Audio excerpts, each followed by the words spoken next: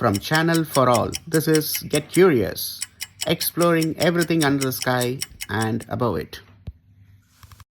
What is that glowing, dancing thing? Well, we're about to go on a journey from a simple candle all the way down to the quantum level to find out what fire really is. Okay, let's just dive right in.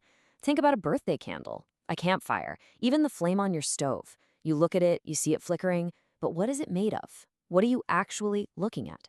I promise you the answer is way cooler than you think. So, to get our heads around this, the first thing we've got to do is throw out our usual categories. Solid, liquid, gas. A flame doesn't really play by those rules. I mean, think about it. You can't pick it up, so it's not a solid. You can't pour it into a cup, so it's not a liquid. And even though there are gases involved, the flame itself isn't just a gas, it's something totally different. And here is the absolute key. Fire isn't a thing. It's not an object you can point to.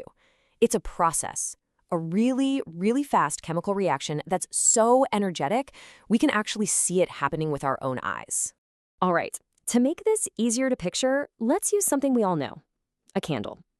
We're going to look at how this whole process gets started, because the fuel for that flame, well, it's probably not what you're thinking. So get this, the flame isn't actually burning the solid wax, and it's not really burning the wick either. The wick is just acting like a straw. It sucks up the melted wax. The heat from the flame turns that liquid into a gas, and it's that invisible wax vapor that's the real fuel for the fire. Wild, right? Okay, so we know the flame is a process, and we know it's fueled by this invisible vapor. But that still doesn't explain the light. Where does the glow come from? For that, we gotta shrink ourselves down, way, way down, and take a trip inside an atom. And this is a basic but super important starting point. The wax vapor, the air, you, me, the whole shebang is made of these tiny, tiny things called atoms. Now, inside every single one of those atoms, you've got even tinier particles called electrons. The best way to think about them is like they're sitting on rungs of a ladder. They have their normal, comfy home on a low rung, but they have the ability to jump up to a higher one. And this is where the magic happens. This is the exact moment that all that heat from the burning vapor gets turned into the light we see as a flame. So, when that wax vapor burns, it releases a ton of heat energy, right? Well, that energy zaps the electrons and gives them a jolt, literally kicking them up to a higher, more energetic rung on that ladder. We call this an excited state. But here's the thing, nature loves to be stable and calm, and that excited state is super unstable. The electron just can't hang out on that high rung for long. It wants to get back home, back to its original low energy level. But it can't just drop. You see, it has to get rid of that extra energy it absorbed to make the jump. And that energy can't just vanish into thin air. It has to go somewhere. And bam! As the electron falls back down to its comfortable, stable state, it shoots out that extra energy in a tiny, brilliant little burst. And that packet of pure energy is a photon. It's a particle of light. So the glow you see from a flame, it's literally made of brand new particles of light being born at that very instant.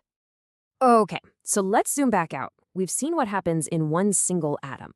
Now let's see how all these tiny little events come together to create that beautiful, dancing flame we all know. It's exactly the same idea as when an electric stove burner starts to glow red. When you heat things up enough, whether it's a metal coil or wax vapor, the atoms get so energized that they start shedding that energy as photons, which we see as visible light. And the scale of this is just mind-blowing. In any given moment, a single tiny candle flame is an absolute storm of trillions upon trillions of photons being created and flying out in every possible direction. It's incredible. So let's just quickly recap our whole journey. A flame isn't a thing. It's a visible process. That process is fueled by invisible vapor. The burning fuel creates heat, which excites electrons. When those electrons fall back down, they release their extra energy by creating photons. And the flame we see? It's just the collective glow of trillions of these newborn photons all at once. Pretty much, yeah. That's a perfect way to think about it. So the next time you look at a campfire or light a candle, remember what you're really watching. You're not just seeing burning wax. You are witnessing a magnificent, quantum light show happening right in front of your eyes. A storm of light being born.